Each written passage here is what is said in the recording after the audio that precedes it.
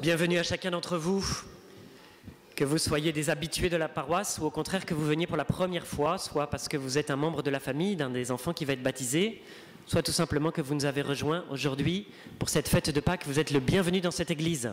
L'église, c'est la maison de Dieu et c'est un peu notre maison à chacun. Alors aujourd'hui, comme le disait le Père Jean-Baptiste, nous fêtons la plus grande fête des chrétiens, plus grande même que Noël, la fête de Pâques. On pourrait même dire que c'est le plus grand événement de l'histoire des hommes, de l'humanité. C'est la résurrection de Jésus. Pourquoi je dis ça ? Eh bien parce que même les historiens, vous voyez, on a pris comme repère le personnage de Jésus au niveau des dates de notre histoire. Vous savez qu'on est en 2017, je ne vous apprends rien. On est en 2017 depuis quoi ? Eh bien depuis que Jésus est né, tellement cet homme qui est mort et ressuscité a marqué l'histoire des hommes. Du coup, il a coupé l'histoire des hommes en deux. Il y a avant Jésus-Christ et il y a après Jésus-Christ. C'est un événement mondial aussi. Sur la Terre, il y a plus de 2 milliards de chrétiens qui fêtent la fête de Pâques. 2 milliards. Alors, on n'est pas les seuls, vous voyez.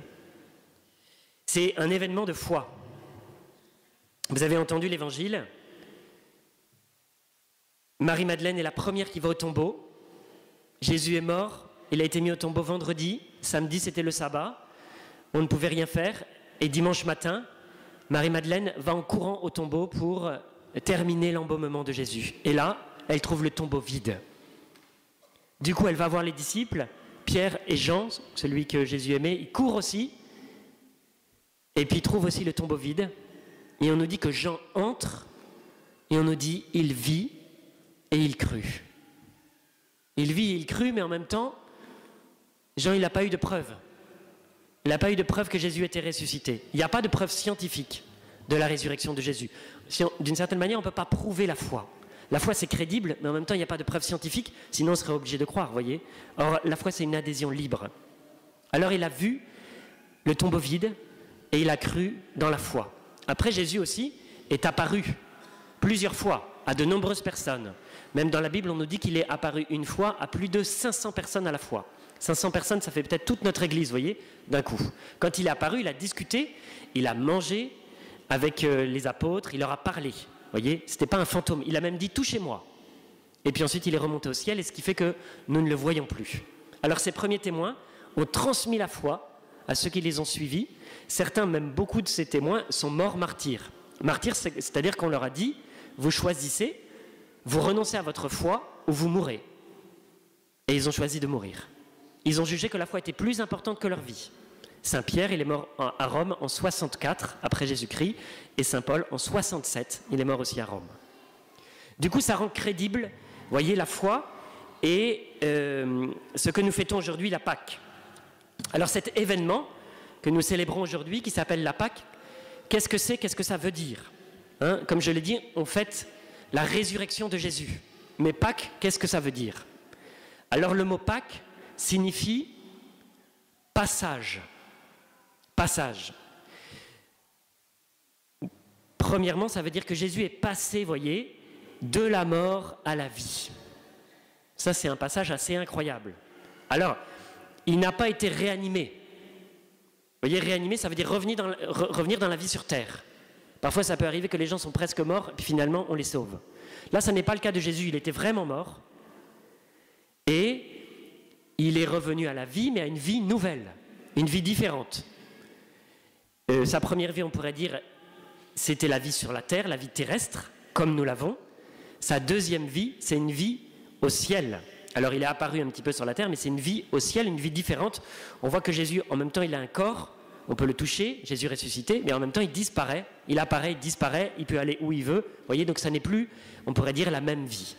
Alors, c'est cette vie nouvelle que nous attendons après notre mort. Une vie auprès de Dieu. Alors, Pâques, comme je le disais, ça veut dire passage. Passage de la mort à la vie. Passage de la vie terrestre à une vie nouvelle, avec Dieu. Dans la célébration d'hier, dans la nuit, on a écouté beaucoup de lectures, mais on a écouté une lecture tout particulièrement symbolique de ce passage. C'est l'histoire de Moïse qui est prisonnier d'Égypte avec le peuple d'Israël. Peut-être vous connaissez cette histoire. Moïse est en esclavage avec le peuple d'Israël. Il va voir Pharaon plusieurs fois. Et puis Pharaon finalement laisse partir le peuple d'Israël, puis change d'avis, prend ses chars et part à sa poursuite. Et il se trouve un moment où Moïse arrive devant la mer. Devant il a la mer et derrière il a la cavalerie de Pharaon qui veut le rattraper et le tuer. Et alors, il n'y a pas d'issue. Il est comme prisonnier, de tous côtés il est pris. Alors le peuple crie vers Moïse et dit « Mais pourquoi tu nous as fait sortir? C'est pour mourir ?» Moïse crie vers Dieu et Dieu dit à Moïse « Tu frappes la mer avec ton bâton » et Dieu ouvre la mer et met un chemin où il n'y a pas de chemin. Ils arrivent à passer au travers de la mer se referme sur les Égyptiens et ils sont sauvés. Ça représente, vous voyez, le passage. Ça représente ce qu'on appelle la Pâque. C'est-à-dire que on est cerné, on est en esclavage, on n'est pas vraiment libre, on est triste, on est prisonnier. De tous côtés, on est pris, d'un côté les Égyptiens, de l'autre côté la mer. On crie vers Dieu, et Dieu met un chemin là où il n'y a pas de chemin pour nous libérer. Jésus a vécu ce passage pour nous. Il a vécu ce passage, cette Pâque, pour nous libérer. Il est mort sur la croix pour engloutir avec lui tout ce qui nous paralyse. On pourrait dire nos péchés, la culpabilité liée à nos péchés, à nos fautes. On pourrait dire ce qui nous pèse, ce qui nous accable, notre désespérance. Parfois quand on perd le goût de la vie, voyez, nos blessures, tout ça, il a pris sur lui. Il a englouti dans la mort et il est sorti victorieux pour nous en libérer. Il nous a libérés aussi d'une vie qui n'y aurait pas de sens. Vous voyez, parfois on se dit, qu'est-ce que je fais sur la terre? Est-ce que je suis là par hasard?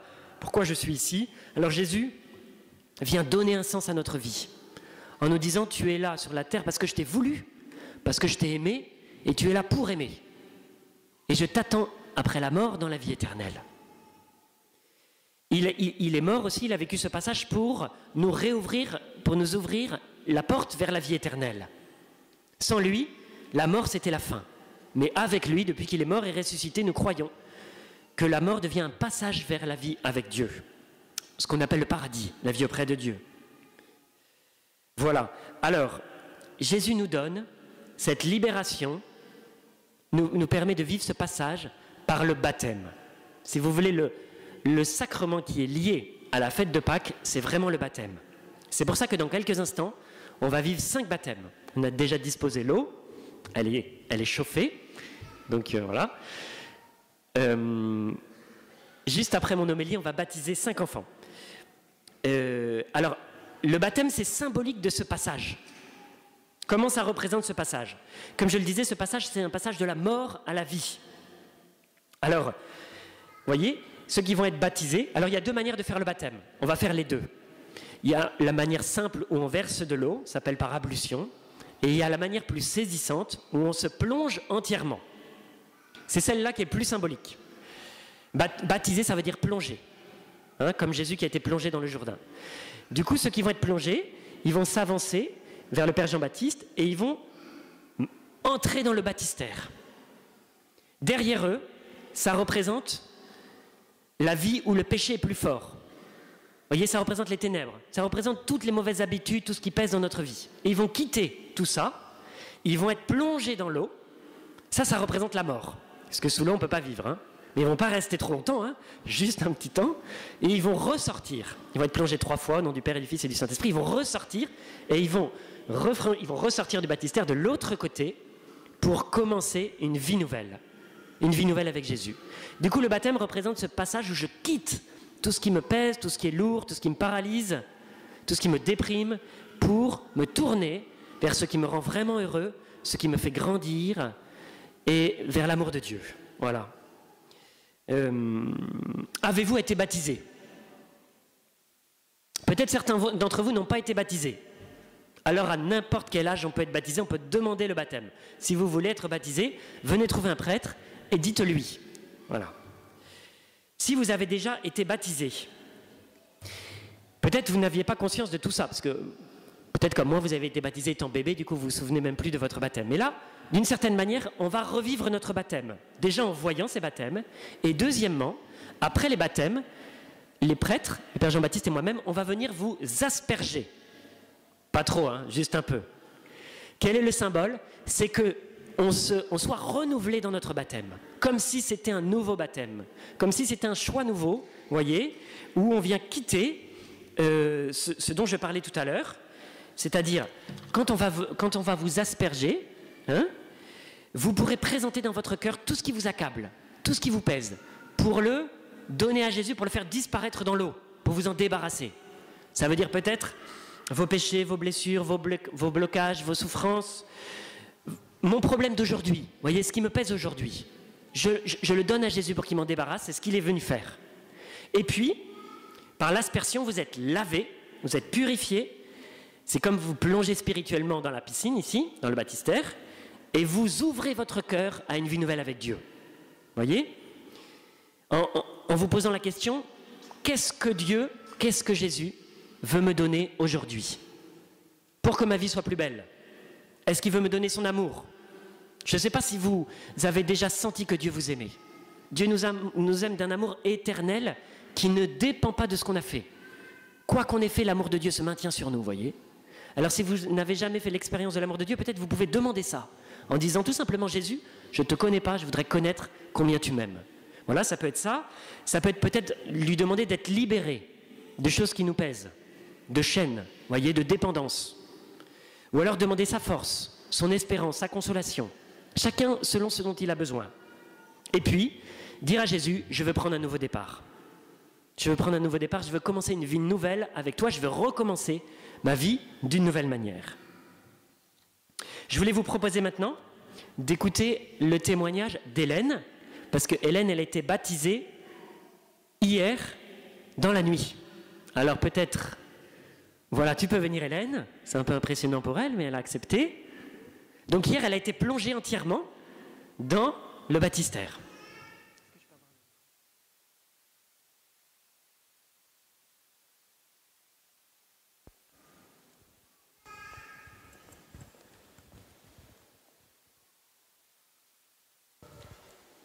Alors merci beaucoup Hélène d'avoir accepté, c'est peut-être un peu impressionnant.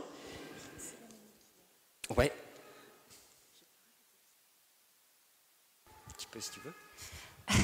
J'aimerais juste rajouter qu'il y a 2 semaines, je suis allée en Israël avec mon mari. J'ai ramené de l'eau du Jourdain et le Père Lionel, hier, a versé quelques gouttes dans l'eau. Voilà, le Jourdain, c'est le fleuve qui passe en Israël dans lequel Jésus a été baptisé. Du coup, Hélène, comme elle a été là-bas, elle a pris de l'eau pour nous, elle en a ramené et du coup, il y a un petit peu d'eau du Jourdain dans l'eau du baptême. Voilà. Alors, quelle est ta profession, Hélène? Je suis coiffeuse. Alors, tu as été baptisée hier. Merci de venir nous partager quelques mots sur ton chemin. Tu n'étais pas baptisée jusqu'à hier, comment ça se fait? Mes parents ne désiraient pas, n'étant pas croyants, ne désiraient pas me baptiser. Alors, il y a un événement, il y a 10 ans, qui a bouleversé ta vie. Est-ce que tu peux nous raconter en quelques mots ce qui s'est passé? Oui, merci d'ailleurs. Maintenant, je dis que c'était le plus beau cadeau qui m'est arrivé au monde. Il y a 10 ans, j'ai appris que j'avais une grave maladie, un cancer. Et pour moi, ça a bouleversé ma vie. J'ai eu très, très, très peur. Pour moi, je me disais que j'allais mourir et je me révoltais. Et lorsque j'ai appris cette nouvelle, j'étais dans ma voiture pour rentrer chez moi et j'avais très peur, je souffrais et je me suis mise à crier dans ma voiture toute seule et à dire que tu n'existais pas, je l'ai même injurié, je suis désolée. Et j'ai dit tout ça c'est du pipeau, c'est pas vrai, pourquoi moi? Et je criais pourquoi moi? Et à ce moment-là, j'ai entendu dans ma tête, je suis pas la mort, je suis l'amour. Et j'ai pris automatiquement une petite image qui m'a toujours suivie dans ma voiture, qu'on m'avait offert. Je l'ai là, je l'ai quand même amenée. Une petite image du Sacré-Cœur de Jésus, très vieille. Et à ce moment-là, je l'ai prise automatiquement et je le regardais. Et le Sacré-Cœur est entouré d'un halo de lumière. Et cet halo, à ce moment-là, m'a inondée de lumière et j'ai senti un amour, mais d'une chaleur que j'avais jamais pu connaître avant. Quelque chose de merveilleux. Alors tu m'avais dit c'était tellement fort que j'ai dû me garer. Hein. Je ne pouvais plus conduire, j'étais dans un autre état et plus rien d'autre existait. plus d'espace, plus rien. Et je suis restée dans cet état pendant un certain moment. Je ne comprenais pas ce que c'était. Et le soir, quand je me suis endormie, je voulais rajouter que... Après, petit à petit, donc j'avais atterri, j'étais revenue et je disais, mais pourquoi Jésus, t'es-tu laissé clouer sur cette croix par amour? Pourquoi? Et au moment où je m'endormais, j'ai aussi entendu cette voix merveilleuse qui disait, vivre. Alors je disais, quoi? Moi, je vais vivre? C'est toi qui vis? Et j'ai mis quelques années à comprendre ce que c'était. Voilà, alors ça s'est passé il y a 10 ans. Du coup, tu as cheminé un peu en cherchant pendant ces 10 années? Oui, j'ai cheminé toute seule. Je ne me suis pas égarée, mais j'ai cherché un peu dans toutes les voies spirituelles qui pouvaient exister. J'ai lu des livres et j'ai compris qu'il existait d'autres personnes qui avaient ressenti cette grâce. Et... Alors après, tu es venue à l'église ici? Alors, un matin de printemps, j'allais faire mon marché avec mon mari, j'allais boire un café et il n'était pas encore tout à fait 10h30, on est rentré, on entendait sûrement les chants, je ne sais pas. Et j'ai vu cette paroisse orange, très belle, très simple, et j'ai écouté mon père Lionel qui faisait une homélie magnifique. Et j'ai dit, waouh! Et avec mon mari, quand on est sorti, tu serrais la main à tout le monde. Et j'avais peur de m'avancer. Et Thierry me disait, si, vas-y, vas-y. Et au moment où j'ai dit bonjour, mon père, je sais pas, j'arrivais pas à parler. Et la seule chose qui m'est sortie, c'est, il faut me baptiser. Voilà, alors ça c'était la première fois où on s'est vu. Du coup après on a pris un autre rendez-vous, on a commencé à cheminer. Alors après tu as pendant quelques mois, voilà, un peu plus d'1 an, cheminé vers le baptême. Qu'est-ce que tu as reçu pendant cette année de préparation, ce temps de préparation? Oui, déjà le parcours AFPA m'a énormément apporté parce que j'ai compris que je n'avais plus besoin de cheminer seule. C'était très beau, la solitude aussi que j'accepte et que j'aime énormément, mais je pouvais être unie à d'autres personnes, à partager et à connaître qu'il existait une réelle famille. Et ce qu'il me manquait peut-être de ne pas pouvoir partager cette foi dans ma famille. Voilà, la famille des chrétiens. L'Église est comme une famille. Et puis, ben voilà, le jour de ton baptême est arrivé, c'était hier. Alors, comment ça s'est passé? Alors, je suis toujours sur ce nuage. J'ai ressenti énormément d'amour, l'amour de Jésus dans mon cœur, très fort, toujours, encore plus, et votre amour à vous tous. Et ça m'a énormément touchée. Et de toi, Père Lionel. Amen. Merci Hélène. Alors, tu peux... voilà, ben, on se réjouit pour toi et puis bravo pour ce chemin. Chez Hélène, là, Dieu a manifesté fortement son amour dans son cœur. Hein. C'est assez fort de voir ça. Mais en fait, il veut le faire pour chacun d'entre nous.